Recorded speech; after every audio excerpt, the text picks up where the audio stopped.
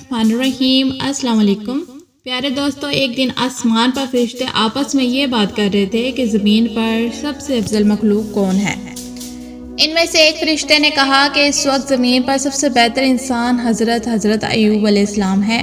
वो नहायत ही नेक दिल और सब्र इंसान है जो हर हाल में अपने रब को याद रखते हैं। वो ज़रूरतमंदों को खाना और कपड़े देते हैं, गुलामों को खरीद कर आज़ाद करते हैं और हर हाल में अल्लाह का शुक्र अदा करते हैं। ये बातें इब्लीस ने सुन ली जो करीब ही मौजूद था और वो सख्त नाराज़ हो गया। इसने अल्लाह के हुजूर अर्ज़ किया, ए मेरे रब, मैं कसम खा कर कहता हूँ हज़रत अय्यूब सिर्फ तेरी ही दी हुई नेमतों की वजह से तेरी इबादत करते हैं। अगर इनसे ये नेमतें छीन ली जाएं तो वो एक दिन भी तेरी इबादत नहीं करेंगे। मुझे इजाज़त दें कि मैं इनकी आजमाइश लूँ। अल्लाह ताला जो सब कुछ जानने वाला है, इसने इजाज़त दे दी और फरमाया कि तुम इन्हें नहीं आजमा सकते हो। इजाज़त मिलते ही इब्लीस एक मुसाफिर का रूप धार कर हज़रत अय्यूब अलैहिस्सलाम के पास आए और अपनी गुर्बत का हाल बयान किया और रहने की इजाज़त मांगी। कहा, मैं बहुत गरीब हूँ, मेरे पास घर नहीं है, क्या आप मुझे अपने घर में पनाह दे सकते हैं। हज़रत अय्यूब अलैहिस्सलाम को इस पर शक हुआ क्योंकि इसके जिस्म से बदबू आ रही थी और बदबू इस कदर थी कि हज़रत अय्यूब अलैहिस्सलाम उनके पास भी खड़े नहीं हो रहे थे। लिहाजा उन्होंने इसे कुछ रकम दे दी और कहा जाने को। जो रकम उनको दी, उनसे कहा कि आप जाकर अपना घर ले लें या कहीं जाकर रह लें, लेकिन मैं आपको यहाँ रहने की इजाज़त नहीं दे सकता। ये बात इब्लीस को नागवार गुजरी और वो वहाँ से चला गया। फिर इसने हज़रत अय्यूब को नुकसान पहुँचाने का मंसूबा बनाया और इनके बाग में आग लगा दी। बाग के तमाम दरख्त जल गए। जब यह खबर हज़रत अय्यूब अलैहिस्सलाम को दी गई तो उन्होंने फरमाया, अल्लाह का शुक्र है, जो कुछ इसने दिया था इसने वापस ले लिया। फिर इब्लीस ने इनके मुआशियों के बाड़े में आग लगा दी जिससे तमाम जानवर हलाक हो गए, लेकिन इस पर भी हज़रत अय्यूब अलैहिस्सलाम ने सब्र किया और अल्लाह का शुक्र अदा किया।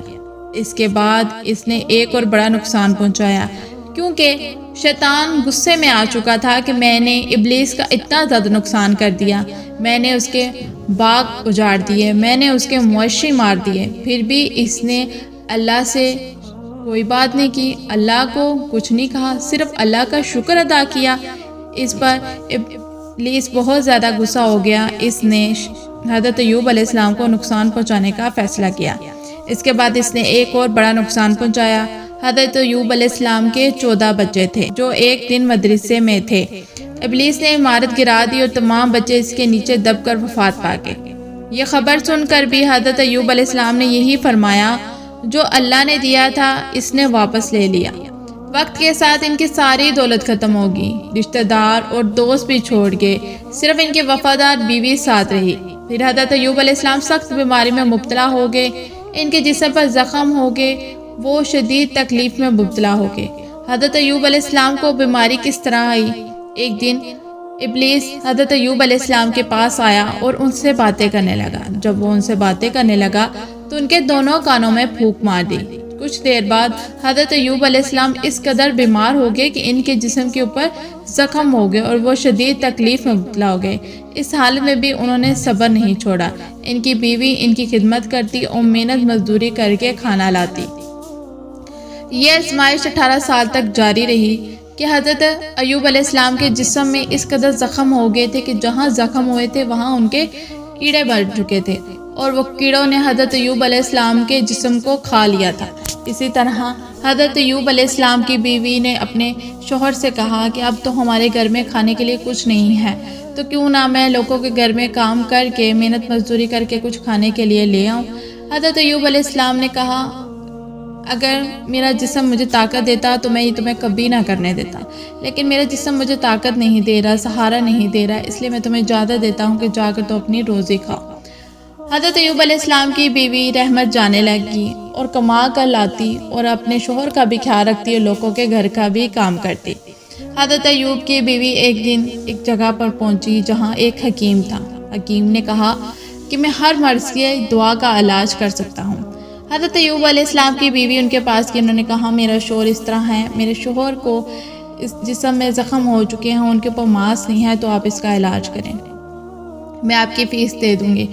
ابلیس جو حکیم بن گیا تھا اس نے کہا مجھے فیس نہیں چاہیے، بس آپ ایک ایسا کام کریں، آپ بکری چڑھا دیں اور مجھے سجدہ کر دیں۔ انہوں نے کہا ٹھیک ہے۔ حضرت ایوب علیہ السلام کی بیوی حضرت ایوب علیہ السلام کے پاس آئی اور کہا آپ کی بیماری کا علاج مل گیا ہے۔ حضرت ایوب علیہ السلام نے کہا کیسے؟ انہوں نے بتایا کہ وہ آپ کا علاج کریں گے۔ تو حضرت ایوب علیہ السلام نے کہا ہمارے گھر میں تو کھانے کے لیے کچھ نہیں ہے، تو ہم ان کا فیس کیسے ادا کریں گے؟ تو حضرت ایوب علیہ السلام کی بیوی رحمت نے کہا، انہوں نے کہا ہے کہ آپ ایک بکری قربان کر دیں اور مجھے سجدہ کر دیں۔ حضرت ایوب علیہ السلام یہ بات سن کر سخت غصہ ہوئے اور کہا وہ کوئی حکیم نہیں، وہ ابلیس ہے، وہ شیطان ہے، وہ ہمیں برگرا رہا ہے کہ اللہ کی جگہ ان کو سجدہ کریں۔ اس بات پر حضرت ایوب علیہ السلام غصہ ہو گئے اور اللہ سے دعا کرنے لگے کہ اللہ آپ نے مجھے کس آزمائش میں ڈالا ہے۔ یہ آزمائش 18 سال تک جاری، لیکن حضرت ایوب علیہ السلام نے کبھی شکایت نہیں کی اور ہمیشہ اللہ کا شکر ادا کرتے رہے۔ آخرکار انہوں نے اللہ سے دعا کی اور اللہ نے ان پر رحمت فرمائی۔ اللہ نے انہیں کہا کہ تم پر رحمت ہوگی۔ انہیں حکم دیا گیا کہ زمین پر پاؤں مارے جس سے پانی کا چشمہ نکلے۔ اس پانی سے غسل کرنے پر مکمل صحتیاب ہو گئے اور پہلے سے زیادہ خوبصورت اور تندرست ہو گئے۔ حضرت ایوب علیہ السلام کچھ فاصلے پر بیٹھے اپنی بیوی کی حالت دیکھ رہے تھے۔ وہ جب ٹھیک ہو گئے تو وہ گھر سے باہر نکلے، ایک جنگل میں ادھر جا کے بیٹھ کے ان کی بیوی گھر آئی تو انہوں نے دیکھا کہ ان کا شوہر ادھر موجود نہیں ہے، تو وہ دیکھنے لگی، لوگوں سے پوچھنے لگی، یا انہوں نے کہا کہ کسی جانور نے تو نہیں کھا لیا۔ انہوں نے گھنٹے اللہ سے دعا کی کہ اللہ پاک میرے شوہر جہاں پر بھی ہیں ان کو صحیح حفظ و امان میں سلامت رکھ اور ان کو میرے تک پہنچا دے۔ حضرت ایوب علیہ السلام کی بیوی باہر نکلی، دیکھنے لگی اور کچھ فاصلے پر بیٹھی اپنی بیوی کی حالت دیکھ رہے تھے۔ انہوں نے فوراً اپنی پہچان ظاہر نہیں کی اور پوچھا وہ بیمار شخص تمہارا کیا لگتا ہے؟ بیوی رحمت نے جواب دیا وہ میرے شوہر اللہ کے نبی ہیں، ان کا نام حضرت ایوب ہے، وہ 18 سال سے بیمار تھے اور میں ہی ان کی خدمت کرتی رہی ہوں، لیکن آج میں کام سے واپس آئی تو وہاں موجود نہیں تھے۔ اگر آپ کو ان کے بارے میں کچھ معلوم ہو تو برائے کرم مجھے بتا دیجیے۔ اس پر حضرت ایوب علیہ السلام نے دوبارہ پوچھا اگر تم اپنے شوہر کا چہرہ دیکھو تو کیا انہیں پہچان سکو گی؟ بیوی رحمت نے کہا آپ یہ کیسی باتیں کرتے ہیں؟ جس شوہر کی میں نے 18 سال کی خدمت، میں انہیں پہچان نہیں پاؤں گی۔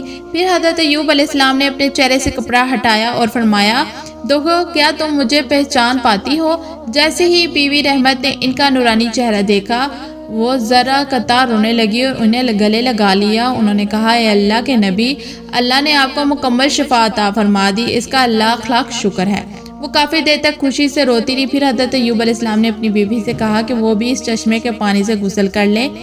ان کے کہنے پر بیوی رحمت نے اس پانی میں غسل کیا تو فوراً ان کا چہرہ چاند کی طرح روشن ہو گیا، وہ پہلے سے کئی زیادہ خوبصورت اور جوان نظر آنے لگی۔ اس کے بعد حضرت ایوب علیہ السلام اپنی بیوی کو ساتھ لے کر گھر کی طرف روانہ ہوئے۔ جب وہ اپنے گھر پہنچے تو دیکھا کہ ان کا گھر پہلے کی طرح محفوظ۔ اندر جا کے دیکھا تو ان کے بچے کھیل رہے تھے۔ بچوں نے انہیں دیکھا تو دوڑتے ہوئے آئے اور ان سے لپٹ کے اور پوچھنے لگے آپ لوگ اتنے دنوں سے کہاں تھے؟ حضرت ایوب علیہ السلام نے جواب دیا ہم اللہ کے مہمان نوازی میں تھے۔ اس دوران کھیتوں سے کچھ خدام آئے اور عرض کیا اے اللہ کے نبی، آپ کے جانور و باغات جو پہلے تباہ ہو گئے تھے آج دوبارہ پہلے جیسے ہو گئے ہیں، ہمیں سمجھ نہیں آ رہی کہ سب کیسے ہوا۔ یہ سن کر حضرت ایوب علیہ السلام نے اللہ کا شکر ادا کیا اور دوبارہ اس عبادت میں مشغول ہو گئے۔ اس دوران حضرت جبرائیل علیہ السلام دوبارہ ان کے پاس سے فرمایا اے اللہ کے نبی، آپ نے قسم کھائی تھی کہ صحت یاب ہونے پر اپنی بیوی کو 100 کوڑے ماریں گے، لہٰذا آپ 100 گندم کی بالیاں اکٹھی کریں اور ان کے ایک ساتھ ہلکے سے اپنی بیوی کو چھو دیں، اس طرح آپ کی قسم بھی پوری ہو جائے گی اور انہیں کوئی تکلیف بھی نہیں پہنچے گی۔ ان کی ہدایت پر حضرت ایوب علیہ السلام نے 100 خشک گندم کے تنکے اکٹھے کیے اور ایک مرتبہ ہلکے سے اپنی بیوی کو چھو لیے، اس طرح ان کی قسم بھی پوری ہو گئی اور بیوی رحمت کو کوئی تکلیف بھی نہ ہوئی۔ پیارے دوستو، اگر آپ کو یہ کہانی پسند آئی ہو تو اسے لائک کریں اور چینل کو سبسکرائب کرنا نہ بھولیے گا۔ ہم دوبارہ اگلی ویڈیو میں ملاقات کریں گے۔ فی امان اللہ۔